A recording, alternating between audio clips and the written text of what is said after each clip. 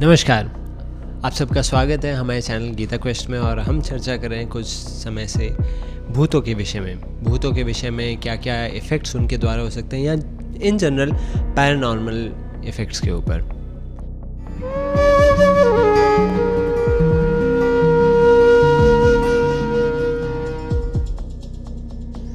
तो आज हम चर्चा करने जाने वाले हैं एक ऐसे केस स्टडी की जो है एक व्यक्ति की जो खुद एक साइंटिस्ट थे, और साइंटिस्ट ही नहीं, वो घोष डिबंकर थे।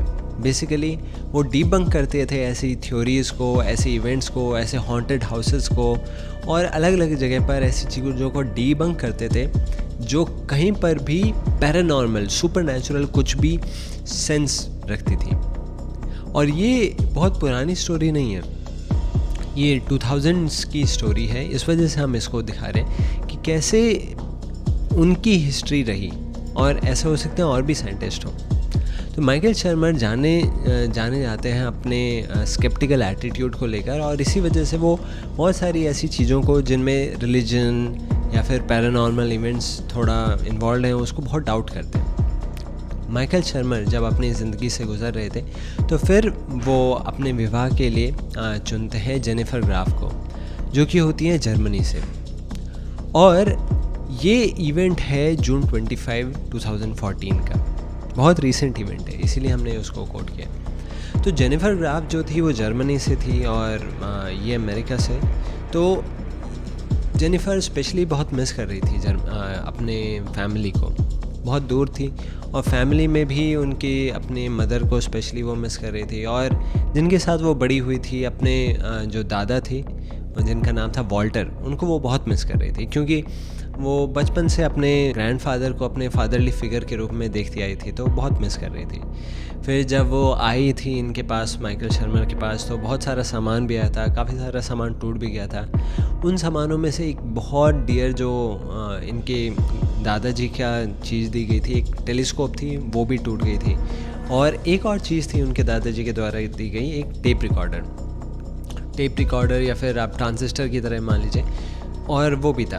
तो वो भी जब आया इतने सारे सामान में, तो माइकल ने सोचा इसको रिपेयर कर दो इनके लिए, क्योंकि इनको अच्छा लगेगा अपने फादर की कोई ग्रैंड दादाजी की कोई ऐसी चीज़ जो ठीक रहे। तो उसको रिपेयर करके चलाने का प्रयास करते हैं, काफ़ी कुछ जुगाड़ भी करते हैं। जुगाड़ में फिर वो ज़ोर ज़ोर से ला के काफ़ी चीज़ें ट्राई कर लेते हैं, पर नहीं चलता। और वो अपने आप में जो ट्रांजिस्टर था वो 1978 का था, तो बहुत पुराना था, अपने आप में ज़्यादा होप भी नहीं थी उससे। फिर कुछ दिनों बाद जब उनका वेडिंग डे आता है, तब वो वाउज़ ले रहे होते हैं, अपना जो भी उनकी सेरेमनीज़ होती हैं क्रिश्चियन रीतियों के अनुसार, तो वो उस तरीके से कर रहे थे। फिर उस समय में जेनिफर स्पेशली बहुत मिस कर रही थी अपने ग्रैंडफादर को।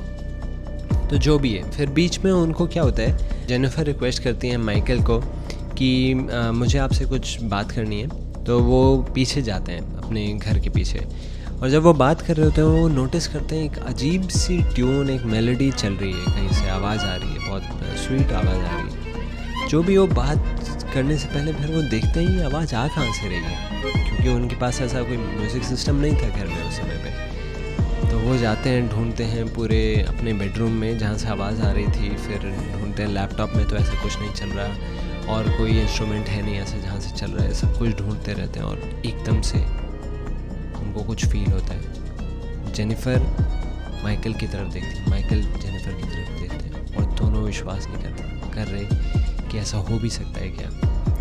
और दोनों को यकीन हो जाता है कि हाँ, ये वहीं से आवाज़ आ रही है। और वो देखते हैं 1978 का जो ट्रांजिस्टर था, जो चल नहीं रहा था इतना सब कुछ करने के बाद, वो आज चल रहा है।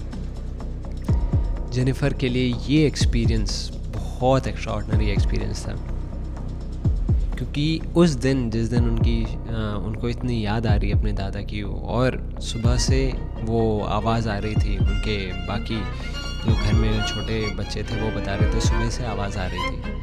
और वो पूरे दिन वो ट्रांजिस्टर चलता रहा, पूरे रात तक वो ट्रांजिस्टर चलता रहा। अगले दिन वो ट्रांजिस्टर रुक गया।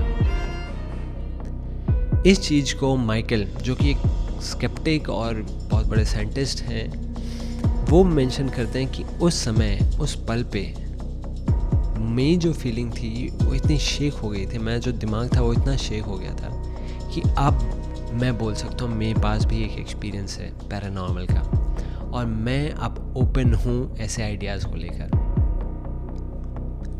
तो देखने वाली बात यह है, आज के समय में भी साइंटिस्ट इस चीज़ को एक्नॉलेज करते हैं, और ये पूरा आर्टिकल आप देख सकते हैं साइंटिफिक अमेरिकन पर जाकर। वहाँ पर माइकल ने डाला हुआ है, माइकल शर्मा ने, जिनके बहुत पहले वाले आर्टिकल्स सारे इस टाइप के स्केप्टिकल ही आर्टिकल्स थे। लेकिन बात यह है कि हमारे जो साइंटिफिक पूरा एरिया है वो बहुत डोमिनेटेड है एथिज्म से, एक बहुत क्लोज माइंडेड से, और इस वजह से इन सारे पैरानॉर्मल इवेंट्स को लेकर, जिनके प्रति भगवत गीता राइट वे बोल रही है कि ये चीज़ें होती हैं, हमारा मन एग्जिस्ट करता है और बॉडी के बियॉन्ड है मन हमारा, तो ऐसे एग्जिस्टेंस जैसे प्रेत, भूत, पिशाच इत्यादि, इन सब के बारे में भी गीता में हिंट्स, मतलब गीता में बताया हुआ है। इतना क्लोज क्यों है साइंटिफिक कम्युनिटी? वो इस वजह से क्योंकि एस्ट्रोनॉमर कैमेल फ्लेमिंगटन बोलते हैं कि एक दिक्कत तो ये है कि इस फील्ड में इतने सारे फ्रॉड लोग हैं कि जो ढोंग कर रहे हैं या फिर गलत तरीके से अपने आप को दिखाना चाहते हैं, तो बहुत गलत प्रैक्टिसेस भी हैं। लेकिन दूसरा मे बी इक्वली बड़ा ऑब्स्टिकल इस फील्ड में रिसर्च के लिए, ओपननेस के लिए ऑब्स्टिकल है साइंटिफिक कम्युनिटी की क्लोजनेस, क्योंकि वो इन चीज़ों को इतना इम्पॉसिबल मानती हैं करंट अपने वर्ल्ड व्यू की वजह से कि कभी इस चीज़ को एक चांस भी नहीं देते कि ऐसा हो भी सकता है। इस वजह से जो साइंटिफिक फील्ड है आज के समय में, जैसे ट्यूरिंग बोलते थे, वो क्लोज माइंडेड सेक्ट की तरह बनकर रह गई है। कोई भी इस टाइप के इवेंट को साइंटिफिक हियरिंग ही नहीं देते। कॉलेजेस में स्टूडेंट्स अगर ऐसी बात भी करते हैं तो उनको बेवकूफ़, उनको अंधविश्वासी या फिर उनको दखियानुसी कुछ ना कुछ बोलकर उनको डिस्करेज किया जाता है ऐसी थिंकिंग के प्रति। तो ध्यान देने वाली बात यह है कि इन चीज़ों के प्रति रिसर्च हो चुका है, थॉरो रिसर्च हो चुका है, जर्नल्स में पब्लिश हुए हैं, लेकिन हमारे आइडियाज़ इतने क्लोज इस वजह से हो जाते हैं क्योंकि ओवरऑल जो लॉजिकल थिंकिंग है, जो एक्सेप्टेड लॉजिकल थिंकिंग है, वो इसके विरुद्ध जाती है।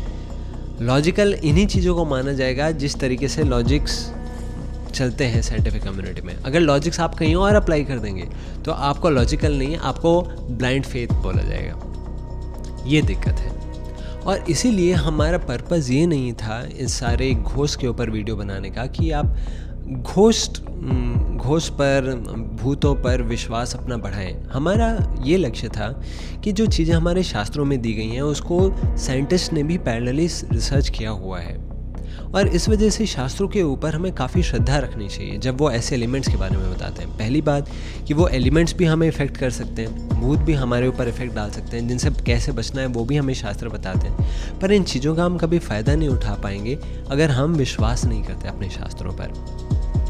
और दूसरी बात, जब हम इन चीज़ों के प्रति ओपन रहते हैं तभी तो हम असलियत में भगवान के प्रति भी ओपन रह पाएंगे। अगर हम सोचेंगे हमारे शास्त्रों में कुछ बातें सही हैं, कुछ बातें गलत हैं, तो हम कैसे ओपन रह पाएंगे, कैसे हम श्रद्धा डेवलप कर पाएंगे जो हाईएस्ट तत्व हैं उनके प्रति। जब मटेरियल तत्वों के प्रति हमारा डाउट रहेगा, स्केप्टिसिज्म रहेगा, तो बहुत दिक्कत आएगी। और इसी से हम कंक्लूड करते हैं अपनी सीरीज़ घोस्ट के ऊपर इस केस स्टडी के बाद कि आज भी ऐसे इवेंट्स हो रहे हैं साइंटिस्ट के लाइफ में, स्केप्टिक्स के लाइफ में, जो उन्हें देते हैं ये 20% से ज़्यादा अमेरिकन्स भी बिलीव करते हैं कि उनके लाइफ में घोस्टली एक्सपीरियंस हुआ है, और बहुत ज़्यादा बिलीव करते हैं घोस्ट के एग्जिस्टेंस पर। तो पैरानॉर्मल एक्टिविटी कोई इधर इक्का दुक्का केसेस नहीं है, ये रियलिटी है हमारे वर्ल्ड की।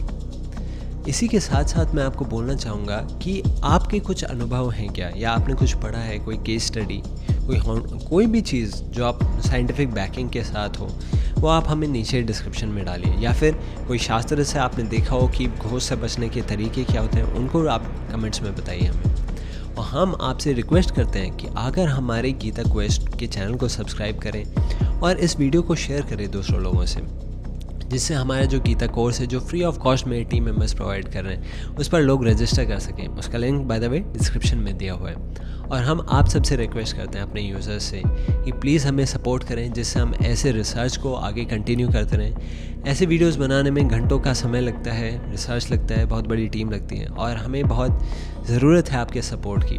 तो मैं थैंक करना चाहूँगा इन लोगों को जिन्होंने हमें ऑलरेडी सपोर्ट किया, और आप सबसे रिक्वेस्ट करूँगा सपोर्ट के लिए। मैं UPI डिटेल्स डिस्क्रिप्शन में दिए हुए हैं। आप सबका बहुत बहुत धन्यवाद।